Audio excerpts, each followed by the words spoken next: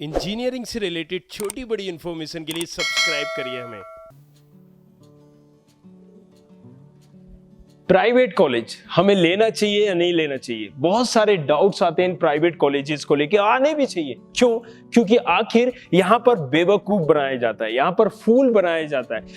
मैं ये नहीं कहता कि हर प्राइवेट कॉलेज बेकार होता है, लेकिन बहुत सारे ऐसे प्राइवेट कॉलेजेस हैं जहां पर 8 साल पहले कोई एक प्लेसमेंट हुआ है 25 लाख का, वो उसको शो कर रहे हैं आज भी कि हाईएस्ट प्लेसमेंट है हमारा 25 लाख का। जहां पर 30 लाख का प्लेसमेंट हुआ है, 20 लाख का प्लेसमेंट हुआ है, उनका XYZ यहां पर स्टूडेंट अगर किसी भी कंपनी में या ओपन कैंपस में या फिर यूएस मलेशिया कहीं पर जाके एडजस्ट हो गया तो उसका नाम यूज करते हैं। एक एग्जांपल मैं आपको बताता हूं। रिसेंटली अभी मैं दोस्त के साथ गया उसको गाड़ी दिलाने के लिए। जब आप किसी गाड़ी को लेने जाएंगे तो वहां पर एक्टिवा भी नंबर 1 ऑफ द ईयर होगी और आप जुपिटर भी नंबर 1 बाइक होगी, right, scooty, right.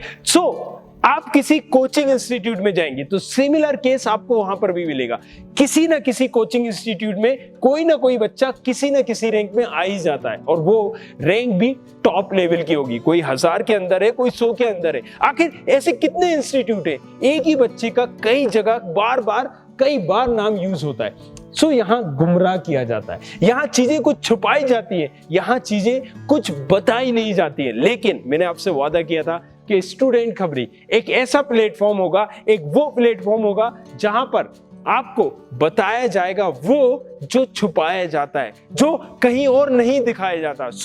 Private colleges को लेके अभी आपके अंदर कोई भी डाउट है, पूछना चाहते हैं ये ब्रांच मेरे लिए परफेक्ट है, नहीं है, और अगर आपको पहली काउंसलिंग कहीं ना कहीं डीटी की हो चुकी है, अलॉटमेंट हो चुका है किसी भी प्राइवेट कॉलेज को लेके, एमपी के हो या एमपी के बाहर के हो, लेकिन एग्जैक्टली मैं यहां पर क्लियर करना चाहता हूं क्योंकि डीटी काउंसलिंग हुई है, जितने भी एमपी के कॉलेज है, मध्य प्रदेश के कॉलेज, भले ही वो भोपाल में हो, इंदौर में हो, ग्वालियर में हो या जबलपुर में हो, जहां भी आप लेना चाहते हैं ब्रांच वाइज, आप पूछो हक से। एक सीरीज है, उसमें जाके आप पूछ सकते हैं, पूछिए अपना सवाल, इस कॉलेज में मुझे जाना चाहिए या नहीं जाना चाहिए। कुछ एग्जाम्पल मैं आपको लेके आना चाहूंगा, राइट। यहां पर मैंने जैसे कुछ एग्जांपल आपको लिए कि प्लेसमेंट होता है 10 साल पहले, लेकिन उसको हाईलाइटेड करते हैं। मेडिकेप्स जाना पहचाना नाम है इंदौर का। पहले ये कॉलेज आरजीपीवी से एफिलिएटेड था, लेकिन बाद में अब ये खुद की यूनिवर्सिटी बन गया। 3 साल पहले जब ये यूनिवर्सिटी बना था, अभी तक इसका एक तरह से प्लेसमेंट रिसेंटली निकला है और क्या कहीं ना कहीं प्लेसमेंट के रेशियो रहे। जब तक ये चीज क्लियर नहीं पता चलती, राइट, हो सकता है जब भी ये आरजीपीवी से था तो इसकी एक वैल्यू अलग हो सकता है अब इसकी वैल्यू बहुत कम हो, या हो सकता है इसकी वैल्यू धीरे धीरे बढ़े, राइट। एग्जैक्टली हर कॉलेज का पैरामीटर्स भी बदलते रहते हैं।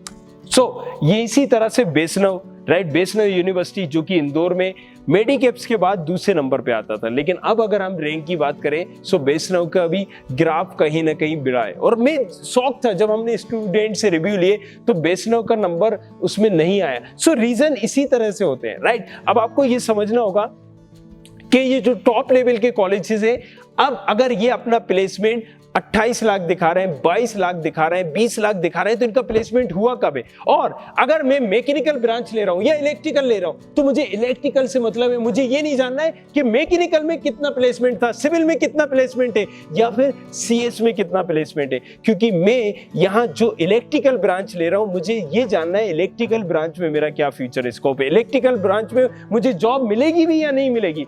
एग्जैक्टली यही हो रहा है। आप प्राइवेट इंस्टीट्यूट को उठाएंगे, देखेंगे कि सीएस का प्लेसमेंट आपको बताया जा रहा है, हाईएस्ट प्लेसमेंट सीएस में। ये आपको प्लेसमेंट आईटी का बताया जा रहा है, लेकिन जब आप आईटी लेने का प्रयास करते हैं, जब आप सीएस लेने का प्रयास करते हैं, तो आपसे बोला जाता है कि आप ईसी ले लीजिए, आपसे बोला जाता है कि आप ईटी ले लीजिए, आपसे बोला जाता है कि आप यहाँ पर ईसी इलेक्ट्रॉनिकल या ईटीआई यहाँ पर नई ब्रांच है, आप उसको ले लीजिए, एआई ले लीजिए या फिर आईओटी ले लीजिए, अच्छी ब्रांच है, CS+ डाटा साइंस है, CS+ साइबर सिक्योरिटी है, CS+ क्लाउड टेक्नोलॉजी है। और इस तरीके से कहीं ना कहीं ये खेल और ये धंधा बढ़ता जा रहा है। सो डिमांड जैसी बढ़ती जा रही है, बच्चों ने मांगा कि मुझे सीएस चाहिए। जब कॉलेजेस ने देखा कि मैकेनिकल में ब्रांचेस नहीं भर रही है, इलेक्ट्रिकल में ब्रांचेस नहीं भर रही है, सो वो एक नई ब्रांच यहाँ पर इजाद करके लाते हैं, IoT। यहाँ पर नई ब्रांच लेके आते हैं डाटा साइंस, नई ब्रांच लाते हैं AI। लेकिन कोई ये क्यों नहीं बताता है कि हमें AI में क्या फ्यूचर स्कोप है,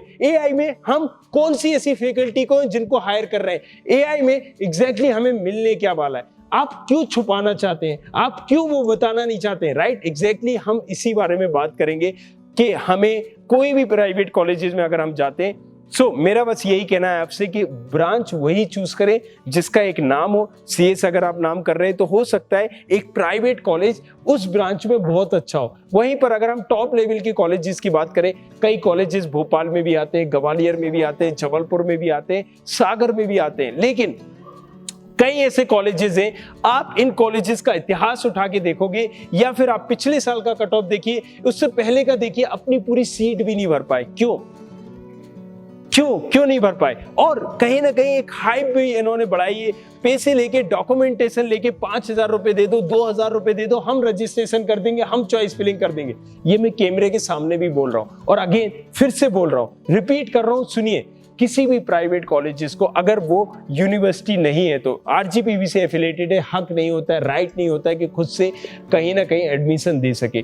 DT काउंसलिंग के थ्रू होता है और यहीं पर सबसे बड़ा खेल होता है। कई कॉलेजेस की, टॉप लेवल की कॉलेजेस की, कोई भी ऐसा कॉलेज आप बता दें, इक्का दुक्का छोड़ के हर कॉलेजेस में फीस बहुत कम हो जाती है। सो अब आपके डिपेंड कर रहा है, कई बच्चों को ये पता ही नहीं होता कि मेरी फीस वहां पर कम हो सकती है, EC ले रहा हूं तो मेरी फीस आधी हो सकती है, ET ले रहा हूं तो मेरी फीस का माफ भी हो सकती है, राइट? TFW कोटा या अलग अलग तरह की तमाम चीजें हैं, लेकिन स्टूडेंट को पता ना होने की वजह से उसको वो ब्रांच नहीं मिल पाती है, उसको यहाँ पर फूल बनाया जाता है, बेवकूफ बनाया जाता है। तो मैं चाहता हूँ कि आपको इस सीरीज में प्राइवेट कॉलेजेस को लेके, जिसमें आप कहीं ना कहीं, हम यहाँ पर कॉलेजेस का रिव्यू देंगे, आप बोलिए हक से, एक सीरीज भी है। आपको जो भी उस कॉलेज के बारे में आपके साथ घटित हुआ है, आप नीचे कमेंट करिएगा। कोई भी किस्सा या कोई भी ऐसा इंसिडेंट जिन्होंने, कॉलेज ने आपके साथ गलत किया है, अच्छा किया है, जो भी व्हाटएवर, वो आप नीचे कमेंट करिएगा। अगेन, प्राइवेट कॉलेजेस को चूज करने से पहले